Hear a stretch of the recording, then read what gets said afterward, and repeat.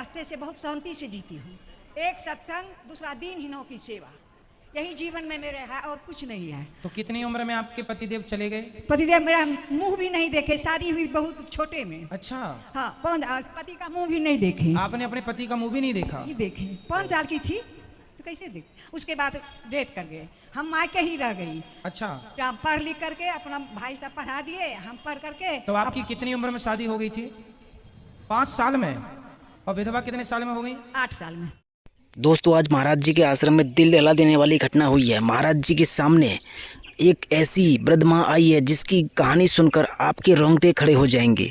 दोस्तों, 5 वर्ष की उम्र में इस वृद्ध माँ की शादी हो गया। शादी के दो वर्ष बाद ही पति का देहांत हो गया। जी हाँ दोस्तों, उसके बाद इस महिला के साथ बचपन में क्या क्या घटना हुई है, पूरी घटनाएं महाराज जी के सामने विस्तार से बताती हैं। तो चलिए वीडियो को ना देरी करते हुए स्टार्ट करते हैं और पूरी घटनाक्रम स्वयं इस वृद्ध माँ के मुखों से सुनते हैं। तो चलिए वीडियो को शुरू करते हैं और महाराज जी के सामने ये महिला, ये वृद्ध माँ क्या क्या बताती हैं, पूरी घटनाक्रम देखते हैं। ससुराल नहीं गए, देखे भी नहीं। उसी दिन से हम संकल्प कर लिए कि मेरे जीवन में नहीं कुछ है। जब मुंह नहीं देखे तो हम इसी रास्ते से उतर गए, सत्संग से। धन्य हो मैया, आप जैसी स्त्रियों को ही पतिव्रता कहते हैं इस धरती पे। और आप जैसी माताओं के दर्शन करने से ही पापियों के पाप नष्ट हो जाते हैं। इतनी बड़ी ताकत है, ये सती स्त्रियां हैं। देखो, सारी जिंदगी अपने पति की विधवा रह के गुजार दिया, लेकिन जीवन में किसी प्रकार का कोई दोष नहीं है। ये नारियां पूरी दुनिया घूम के देख लेना, केवल भारत में मिलेंगी, दुनिया में कहीं नहीं मिलेंगी। यही है भारत का गौरव, यही है भारत, जहाँ संयम है, जहाँ धैर्य है, जहाँ कोई विषय वासना नहीं है। ये किसी साधु, किसी संत, किसी सन्यासी सिक्कम नहीं है, ये तपस्या है। हम सत्संग से जो जुड़ गई ना, इसीलिए कहीं किस पर ध्यान नहीं गया गुरुजी। जी मैया। और जो भी आए मेरे जीवन में दुखी, दिन दुखी। अब टीचर थी, रिटायर हो गई हूँ। अच्छा। 11 ईस्वी में तो पैसा था, हमको पैसा जो भाई जी को दे देते, जो मैं अपने खर्च के लिए रखती, उसी से मैं दान और दीनहीनों की सेवा की हूँ जीवन में। और बहुत बड़ी शांति मुझे मिलती है। भागवत कथा से मेरे जीवन में बहुत कुछ मिला था, और कितना मिला था हमको सुख भागवत कथा से, जिसके चलते अथी लॉकडाउन जो लगा, आपका अचानक खोले, आपका दर्शन हो गया। मैं उसी दिन से इतना लगन में हूँ कि आपसे के द्वारा मुझे बहुत बड़ी जो अधूरी थी मेरी शिक्षा सत्संग से, वो पूरी हो गई। और पूजा पाठ में इतना मुझे लगन है कि उसका हम वर्णन तो भक्त बिहारी भी करेंगे, हम क्या करेंगे। अब जहाँ सत्संग होता था वहाँ चली जाती थी, बहुत दूर दूर रात में होती थी, सुन करके चली आती थी, सुबह स्कूल जाती थी। अब तो मैं घर में रहती हूँ, वहाँ की उम्र तो गिर गया, 75 साल की हूँ। और लगता है कहाँ जाएंगे अब सत्संग सुनने।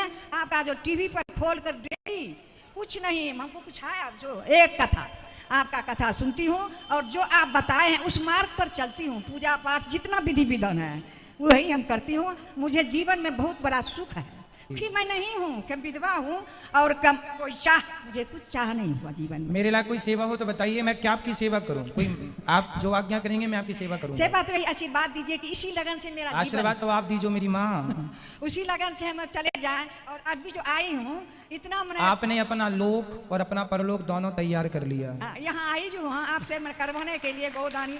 जीवित नहीं कर लेंगे, मरने के बाद कौन भतीजा करेगा। ससुराल नहीं गए तो नैहर में रह करके, बच्चे भाभी मर गई तो बच्चे 3 थे, उसको पालन पोषण करके शादी ब्याह कर दिए, 2 बहू है और वही हमारा देख रेख करती है। मरने के बाद ये जो हम किए अभी 3 जग, ये हम अपना पैसा से किए और भाई किसी को नहीं मांगे, भौजाई तो है ये नहीं है, हम ही तीनों बच्चों पूर्ण रूप से अपने आप को भगवान को सौंप दीजिएगा, बस सौंप दिए।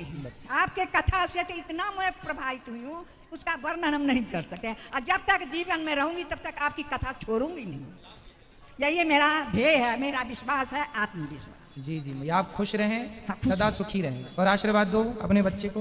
आशीर्वाद देते हैं कि दीर्घायु रहे। इतना नाम आप दिए, साक्षात भगवान आप हैं। हम आपका कथा सुनते हैं तो लगता है आंखों से आंसू गिरते हैं। कितना रोते हैं हम आपकी कथा से, वर्णन से, गाना से, भजन से उसका वर्णन नहीं कर सकते। बहुत रोते हैं बैठ के। जब आपकी कथा का आता है अंश कोनो, लगता है जी भर के रो लेते हैं, बैठ जाते हैं। धन्यवाद बेटा, बेटा धन्यवाद है कि आप मुझे आशीर्वाद दे के परलोक को चला। सुंदर, भगवान आपको सदा सुखी रखें।